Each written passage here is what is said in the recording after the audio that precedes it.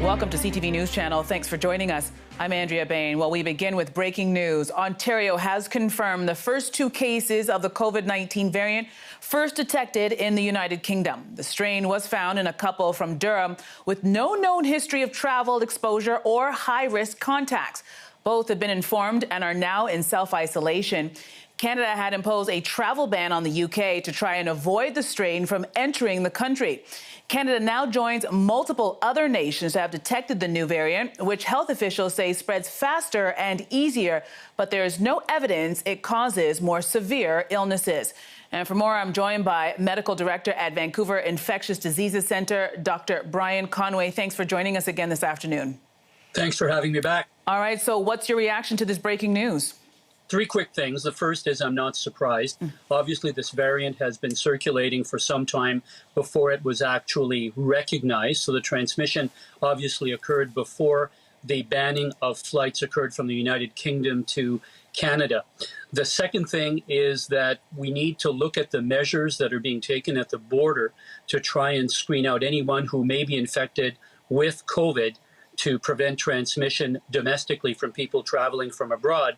And third, we need to do much more testing. We need to understand where this couple became infected.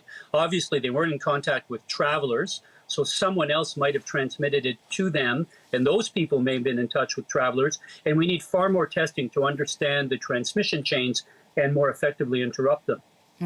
And do you think the flight bans and restrictions are tough enough? Do they need to be stricter? Well, I think it's not so much the flight bans, but how we screen people when they come to Canada.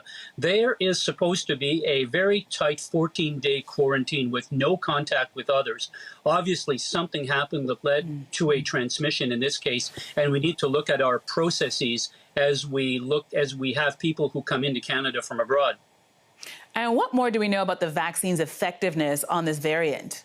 To date, there has been no evidence that the vaccine works less well against this variant. The only thing that is different compared to the strain of COVID that is circulating most widely here in Canada is that it is more easily transmissible, does not cause more severe disease, does not cause more severe mortality. But we need to be on the lookout for other variants now that this one has been identified.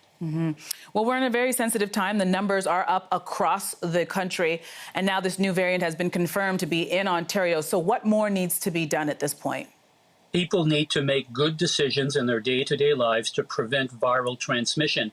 The old variant, the new variant we haven't figured out yet, will not transmit if people avoid behaviors that transmit the virus. So this underscores the need to adhere to the public health measures that are in place to control the pandemic.